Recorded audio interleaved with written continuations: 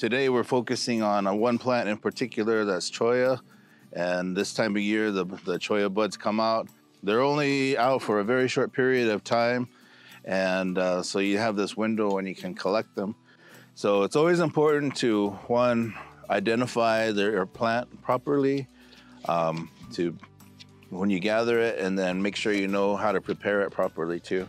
Between here and down south with the autumn, just for clarification, some people say, well, it's a dialect difference, and kind of is, but it goes back to the older people knew, man, like 10 times more about plants than we'll ever know.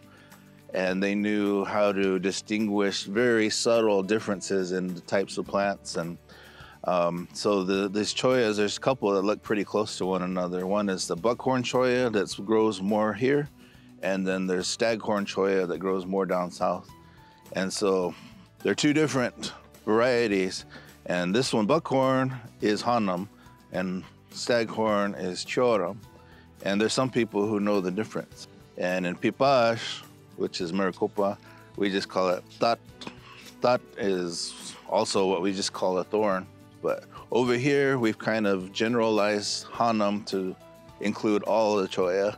And then down in the south, they've kind of done the opposite. Most people have kind of generalized that word to mean buckhorn and staghorn. So there's sometimes that confusion. So that's what we're going to be dealing with today. And what we are going to be picking or studying, what we do when we gather, is the bud, the flower bud. And around this time of year, you start to see these little, well, in March actually, you see little red fringes start to come up on the ends of these cholla buds. And this year, just for your information, everything is delayed because of the cold spells that we've had and the cold rains, and the plants didn't know what to do. So everything is later this year than it normally would be. So you see those red fringes start to come up, and then that's when you just got to start, okay, I got to check on them, every couple of weeks. Of course, different elevations, different climates will be ready at different times too. So up here in this area is usually about a couple of weeks for a lot of plants. Slower than down there where our houses are in Salt River. But generally speaking, there's only a couple of weeks where they're ready. So you have to be ready.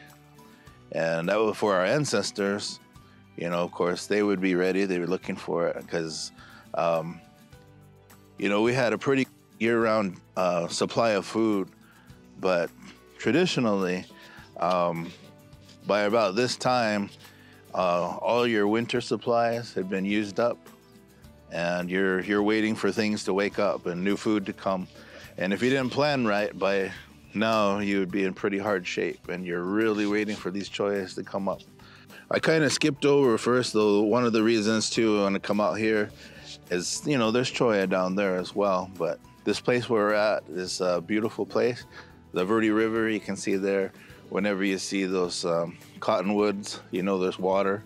And then just down the way, it terminates as it flows into the Salt River, and then the Salt River continues on around the other side of Red Mountain there for a little bit until it terminates at Granite Reef Dam.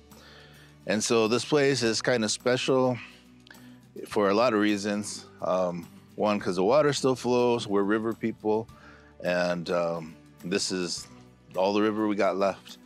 And it's a little reminiscent of the way things used to be. So imagine all those cottonwoods and stuff, down where we live, flowing through Phoenix. And if you listen to the stories of our elders and even the non-natives who first passed through the Phoenix Valley, the things that they wrote down, the descriptions that they had of Phoenix were more like what you see out here.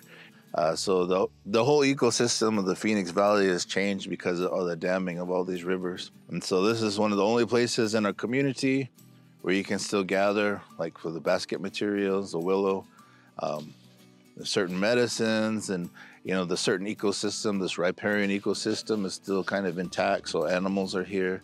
So once that dries up, it just has this domino effect and then we're at the end of that. And because the rivers aren't flowing there anymore, it really changed the way of life for our people. So everybody comes out here for sometimes just recreation, but sometimes it's cultural, ceremonial. So I always encourage people to treat it with respect. Every time you come out here, be thankful for it. we just want to get that message out there and ask you guys to pass it along, like with your kids or other people, like, hey, treat that the way it deserves to be treated.